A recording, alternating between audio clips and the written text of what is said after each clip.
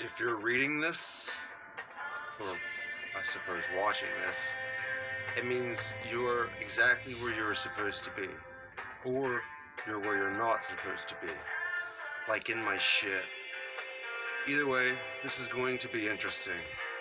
At least for one of us. I can't say for sure what I'm trying to hide, but hopefully me and you can work it out. If that is, you've got the time. When you can't remember all that you've forgotten, how can you be sure of who you are?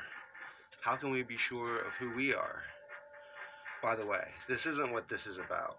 Our little sit down here, this isn't a search for truth and understanding. We probably won't learn much about ourselves either. But again, that's not what this is about. I'm looking for something, like you. But also like you, I have had no luck. Sure, there's the partial joys and fillers, moments of bliss that come and go, but that all seems so trivial.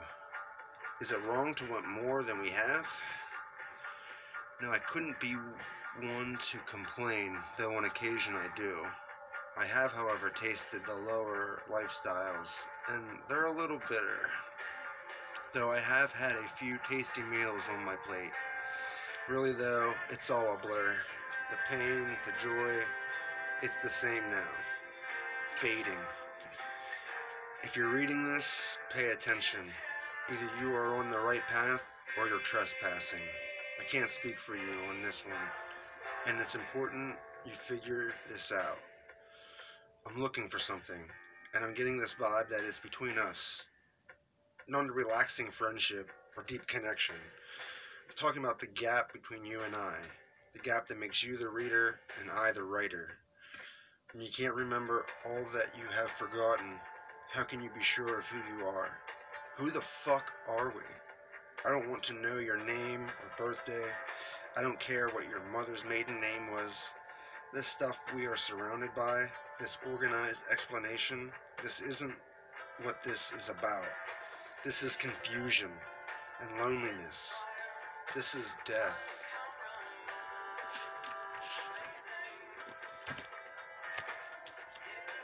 After a while, you build up what you might call knowledge.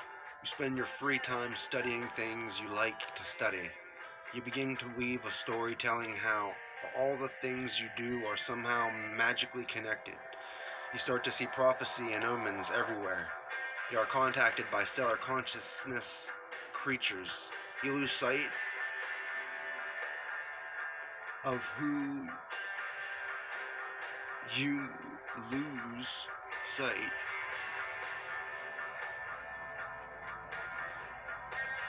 Then when you finally start to see real you. Then a shitty day comes, a bad morning, a bad night, a bump, a distraction. And then you're alone. Just alone. You don't forget anything. Not yet. No, you still have all those fresh memories of higher worlds. You can still recall what it means to be respectable, but you don't care. It's at this point what many call the dark night of the soul that your knowledge either becomes fallen leaves of failure or a blooming flower of wisdom. All the ways we are open to us for our use of them. To waste it. To waste a moment is to waste a life. The illusions are not harmless. They bind us to a world of only illusions. Nothing is real as long as we depend on society, religion, government, authority. Listen for the call. Wake up. As long as we depend on an image, we can never be ourselves.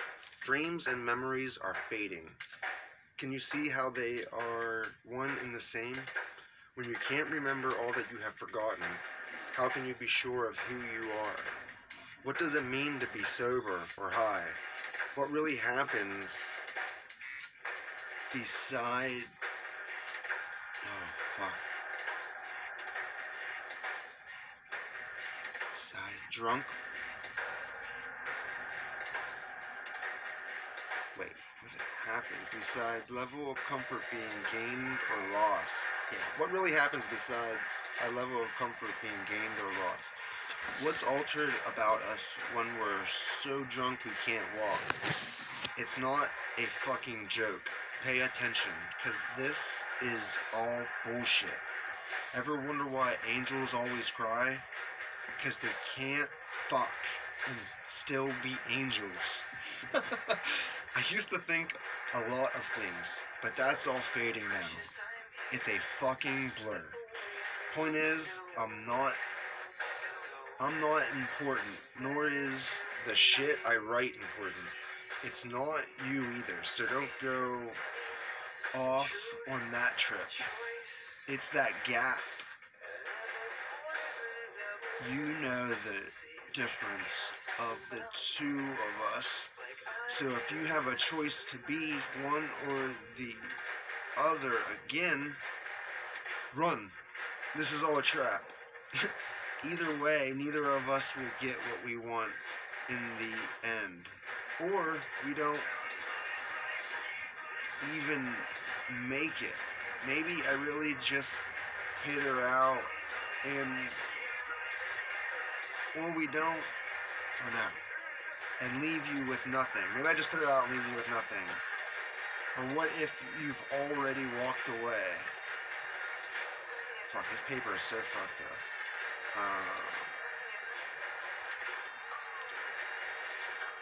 That's the one difference between us. You can always walk away from me, but no matter what, I'll be here. Now the God honest truth is, I used to be sane. Yeah, weren't we all? Sane with the ignorance of childhood, controlled by the shadows we make on the wall. Mesmerized by them. We control ourselves.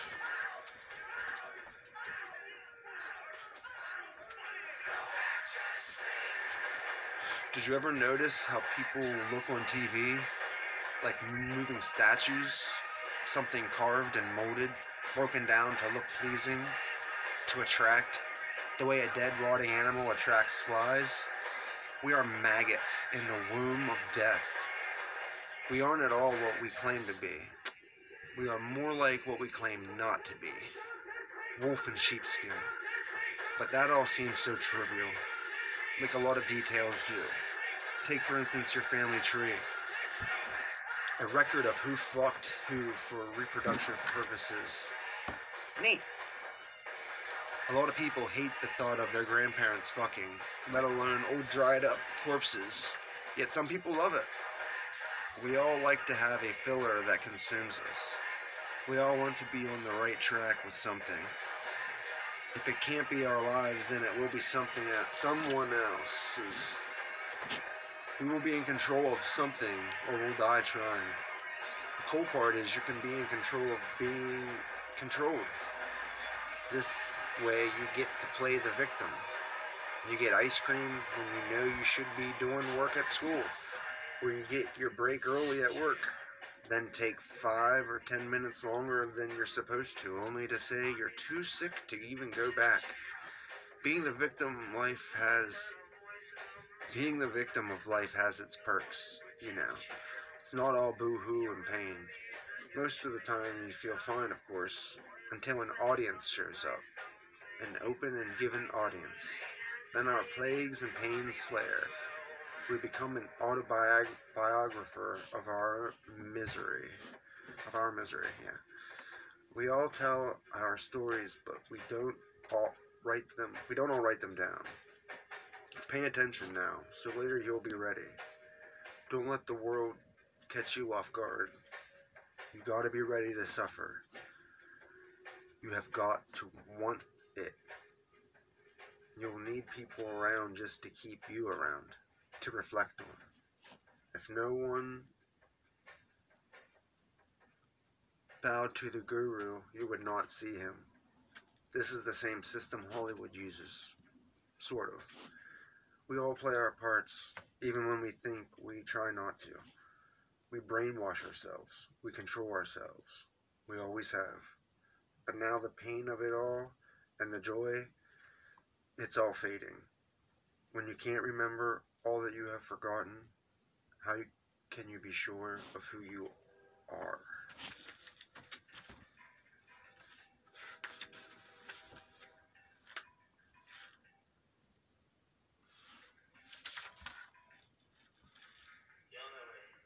We all tell our stories, but we all don't write them down. We each play our parts, large or small. It's just what we do. But this all seems so trivial, really. Shouldn't we all be tending the garden or cleaning our surroundings? This is both neighborhood and house. We should understand that the inside and the outside are the same. We are constantly experiencing and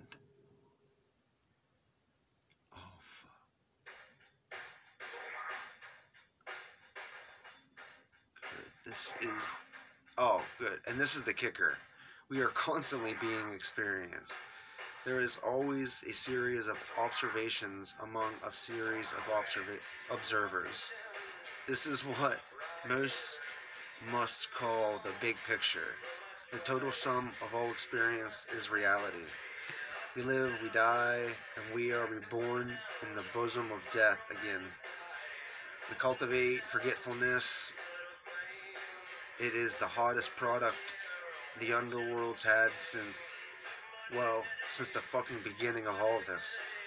See, after you have lived as long as I have, you begin to become interested in the so-called big picture. I know, most people my age would be complaining about... Oh, it's edited out. He edited it out. I myself try to focus on dreams, visions, emotions, and the various other misunderstood tools in our midst.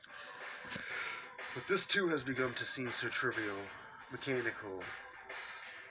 We should all really stop and take a breather. We aren't what we claim to be. Not at all, my friend. But you already know that, right? Among the things I miss most is the company I had in my youth. To think that I once abhorred the thought, just another way to create our own suffering, by creating the sense of regret. We weren't adventurous the way our fathers were. We didn't play hard in school, sports, or hunt down local women every night, though we were no saints. We did our share of spilling the cup. Our adventures, though, were precursed by our adventures were precursed by theirs. Of course, see, our parents were of the first to have LSD 25. This was introduced in the American culture to speed up its growth as a nation. Instead of a powerful religion, we were smothered with all the teachings of the world. Some books hiding truth, others revealing it. It would take nearly 50 years to weed out fact from fiction. I would like to think our generation helped, but we may have made it worse. What? With our youth making us gullible to all who wove the best lie. It was really tough. Our children, the children of children. Oh, it was really tough. Our children, the children of children, who would save us. If you're reading this, pay attention. It's all fading. Yeah, this is all fucked up. My book's all fucked up. See? It's all fucked up. It's hard to read some parts, so it's gonna stop reading. Till my way. Alright, see?